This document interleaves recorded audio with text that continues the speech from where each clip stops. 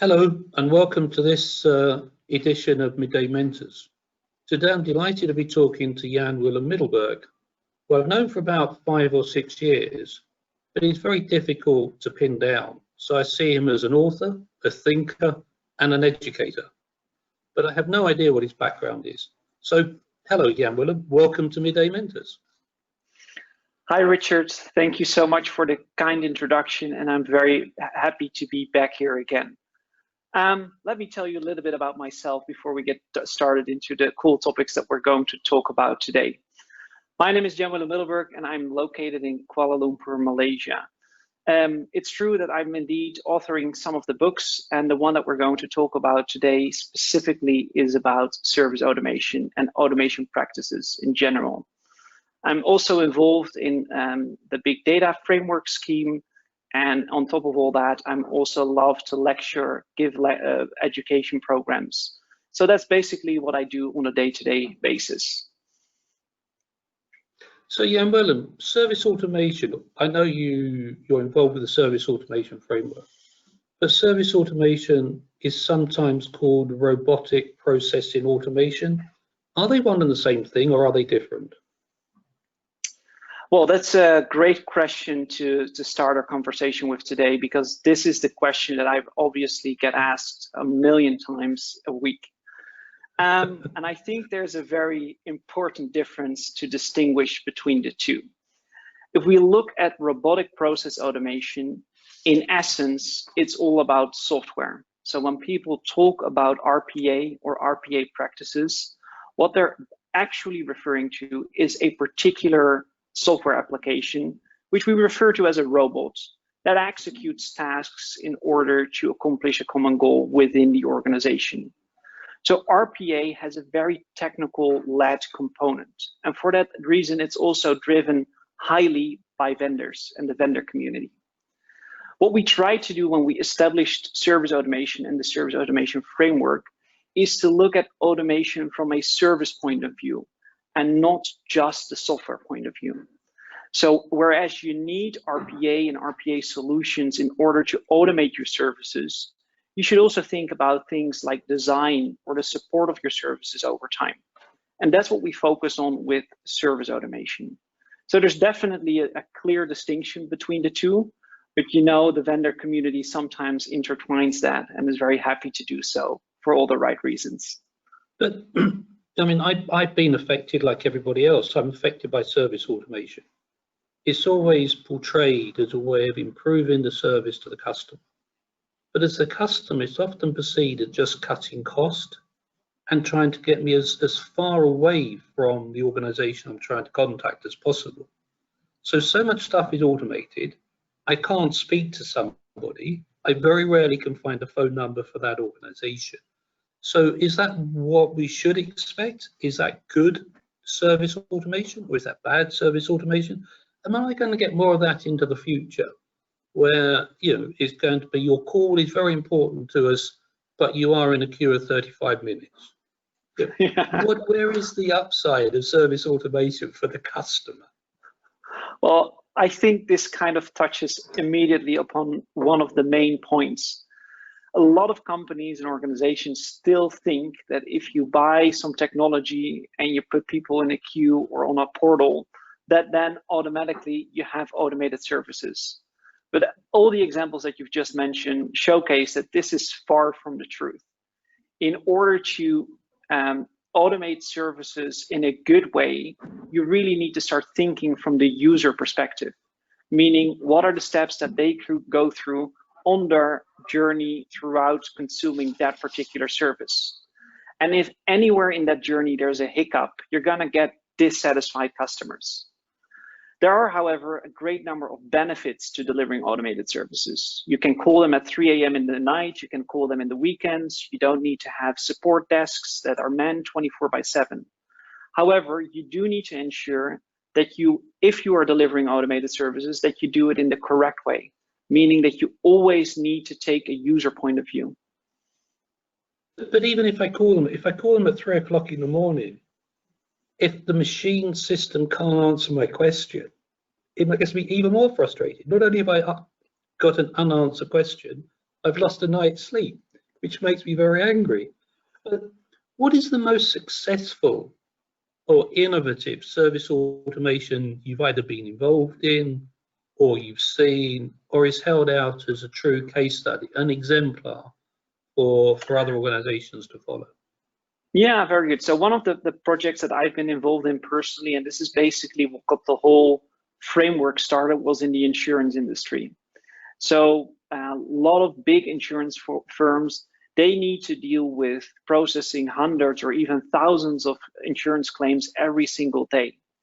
So when we got involved in this project, we sat down with the insurance company and they said, we want to make sure that 95% of all of the workload that we receive on a daily basis gets automatically handled. So from the moment that people submit the claim until the moment that they receive the payment on their bank account. And what we really started to do when we went into this project is look at what are established best practices, what are things that we can use in order to make that happen. And the big problem is that we couldn't find anything, because although there's a lot of technology available in terms of automating processes or workflows or scripts, we really couldn't find anything that talks about automating a service in particular. And what differentiates that from all of the other things that I just talked about is that it's all about the user experience. So that's the whole definition of what a service aims to achieve. So in the project, when we started automating things, everything still got done manually. People submitted through email their claims, and it was a very tiresome process.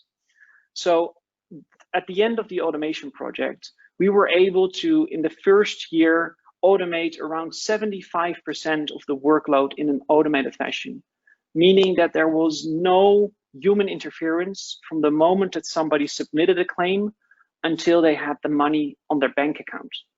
And even though that doesn't sound like a 99% or 100% target, it's still massive in terms of volume. And I think that's where you really bring the value of automating services. It's getting rid of mundane, repetitive, relatively low risk kinds of tasks.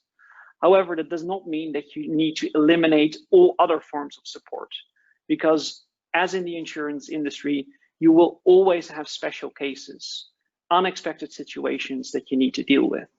So the fact that you can automate a great number of steps in your service delivery process does not necessarily mean that you can get rid of your whole service department.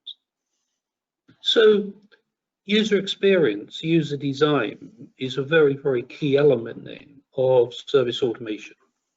But it's more than that, isn't it? So on the insurance company, how long did it take you to think through the process and the design work that had to be done in order to understand what could be automated? Because I don't imagine a service automation project can be initiated within a few days.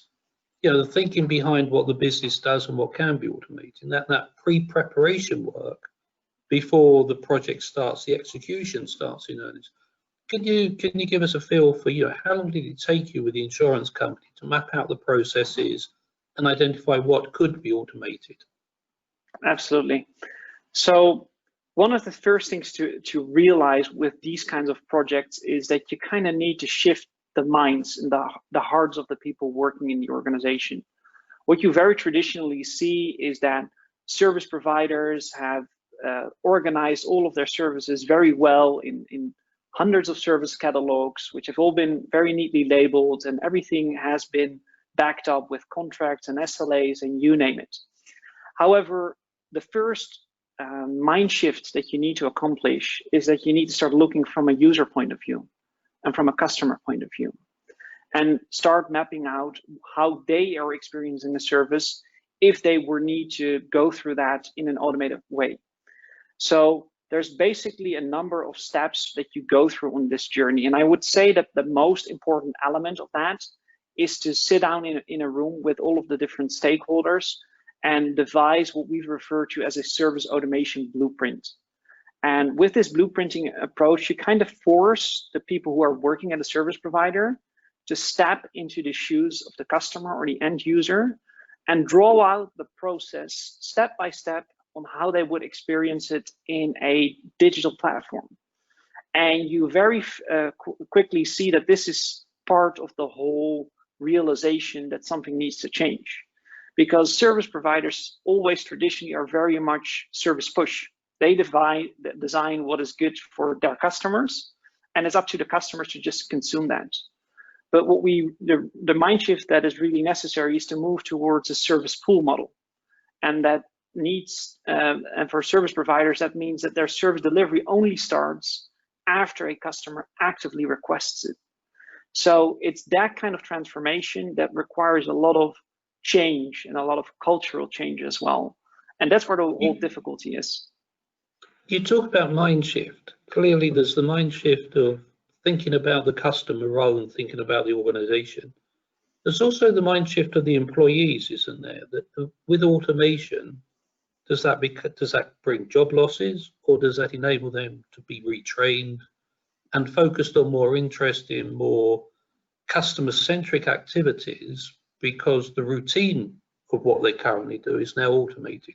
So are there two types of mind shift that has to go on within an organization if it's going to have a successful service automation? Well, absolutely. I think this is one of the biggest fears. This is also what the media talks a lot about in the articles, is automation going to eliminate our jobs? And you see all these very scary looking and dark pictures of what we will need to go through if the robots take over. But the matter of fact is that look at your own workforce, look at the jobs that people do in their daily lives. Many people, if they go through their 9-to-5 job, start with doing routine tasks, not because they particularly like to do that, because it's just necessary to keep the business up and running. And that is the target that we're trying to eliminate with automation. Can I challenge you on that? Oh, of course. I'd like to challenge you on that, because I agree that you're doing routine tasks when you start. But if we talk about young professionals, if we talk about young lawyers or young accountants, clearly you can automate the creation of a standard contract. You can automate the creation of a set of accounts. But if those young professionals are not doing that routine, for want of a better word, basic work, how do they become trained? How do they develop the skills, the competencies, and the capability that they need to be high-earning professionals 10 or 15 years, or even these days 5 or 6 years later in their lives? So are we in danger of losing some basic training activity and some understanding among the professionals through the automation of those basic tasks? Well, I would challenge you back and say definitely no. As you might understand, as a promoter of service automation, I'm happy to defend it, but it is a concern that I have. No, I can fully understand, but what we're specifically looking for when we're talking about automation is not to eliminate the creative part, and it's not to eliminate responsibilities. So take the example you just given about a standardized contract. Yes, a robot would be better and faster in putting it all together, but it does not necessarily mean that the lawyer in question just needs to send that out to a customer without checking the work that actually has been done. So I would say that we move towards a world in which there is more room for creativity, there's more responsibility in terms of governance and what people actually need to do in terms of their responsibilities in checking it, but not so much, copy pasting the customer's information from the CRM system towards the contract itself. There's actually little value in that, and that's the element that we're trying to eliminate. Okay, I can understand that. Now, clearly, a lot of the new businesses that we see today, organizations like Airbnb, Uber, Lyft, are automated services. They're fully, I would imagine, they're in your world, they're probably as close to 99% automated as they can be. But they're only able to do that because the global infrastructure exists. So as Newton said, they're standing on the shoulders of giants and they can see further. So you can see that innovation. What chance does a traditional business have of automating to the same degree that, I mean, they're not quite startups now, but they're probably startups within the last 10 or 15 years? Or is it something that the new entrants will always be ahead of the game because the infrastructure is there and they can build an automated service from scratch? Well, I would say the opposite. I think that companies that have been established for a longer period of time have an advantage because they understand their customers. They know what service experiences are. They've been dealing with those customers for years. Yes, you would need to increase some technology knowledge, but as you said, it's all now based on standardized infrastructure. So every company nowadays has access to very cheap, very affordable resources when you talk about cloud systems, in which you can very easily get started with these types of solutions. So I would argue the opposite. It's for the disruptors or these new companies way harder to find their sweet spot and to find a very disruptive idea.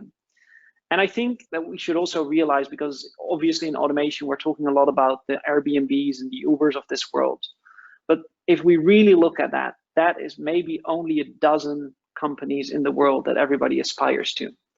Thank you for saying that. I mean, I agree with you. They're often held out as role models. They're just so different to most businesses. Yeah, and you're right. Yeah, they do have a particular model, but it's nice to hear you say traditional businesses can compete. Absolutely, and there's hundreds of thousands of businesses in every country. And to aspire to become the next Google or Airbnb is, of course, very brave. But the reality is that most companies will not go towards that level. It's also a completely different dynamic in terms of venture capital, growth, expectations, etc. But a lot of smaller businesses can benefit from automation. Think about appointment bookings, automated invoicing, automated marketing channels, all of these types of services that companies provide on a day-to-day basis. That is really easy to do. To give you an example from our own business, when we provide education services now, all of our communication with students is managed through learning management systems. That means that our instructors, they can communicate with the class more easy. It's always correct. There's always immediate response. People can communicate with the students between themselves. All of this was obviously driven by the fact that we needed to change in the last recent months. But it's actually a better delivery model. And we've seen a lot of feedback that by delivering this as an automated service, the experience is actually better than standing in a jam, moving towards a classroom, all of these kinds of things. So it also... Sorry, you say you've had to do that in the last few months. This is because we're in the middle of COVID-19. Absolutely. And so people's perception of how to work has had to change.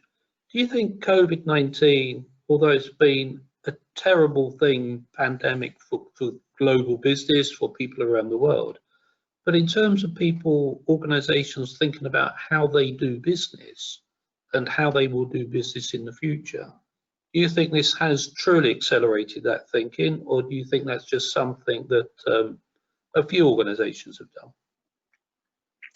Well, I think it has, the whole COVID pandemic has initiated a shift in thinking or accelerated digital transformation with a speed that nobody could have imagined a year ago. And whereas in a lot of organizations, this was on the agenda for the next couple of years, it's all been fast-tracked because of necessity, because people just could not go out and meet customers in person. So that's also one of the reasons why I think the interest in automation is skyrocketing right now, because a lot of companies are searching for ways in which they can still deliver their services, but not in a face-to-face contact model, but in an automated delivery. However, that's not to say that I think that it won't come back, because in the end, we're people, and people like to interact with other people, a few exceptions there. But generally speaking, you learn more when you sit in a meeting and you engage with people. You are more productive if you can pick the brain of your colleague in a meeting or in a room.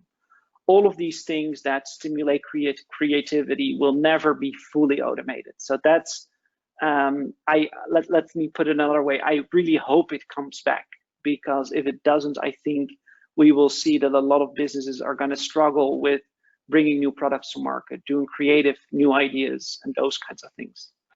That's very interesting. On the radio this morning, there was a psychologist talking, and he was saying about the importance of friendship. And if you don't see a friend for 3 months, then that friendship starts to decay quite quickly. And the importance of being with people and the importance of touch in maintaining social interaction. And whilst we can do business using technology, his prediction is that people would want to get back into group settings, into the workshop, into community settings. So you can sit across the table and look at someone, you can engage in those conversations. So that's going to be an interesting reaction, I think, to the pandemic on how we change the way we work so we have that social engagement, even though we don't necessarily need to physically commute to the office to do the work. Fascinating times ahead. Yeah, well, I happen to fully agree with that psychologist, because, and this is something that has been building up even before the pandemic. I always say, you know, everybody has 400 friends on Facebook, but they're more alone than ever before. And that's I think one of the backlashes of the technology and doing everything online in today's day and age. Social interaction is necessary. It's necessary for you to be challenged every now and then. It's necessary to hear other different kinds of opinions in a forced manner. And that is sometimes shut off through technology, because if you don't like something, you can just move away, click it away, and it's gone. Whereas I think a lot of people in life do need to go through certain challenges, and they need to be challenged on a daily basis in order for them to grow and to understand that, to become more mature. Yeah, well, excellent. Thank you very much. Thank you for your time. Thank you for the conversation around service automation. Good luck with the evolution of service automation framework as you continue to promote and extend the number of organizations that can benefit from that. As always, it's great talking to you. Thank you very much. Thank you so much, Richard, and thanks again for inviting me. It's always a pleasure to talk to you and to pick your brain about these new things and new technologies.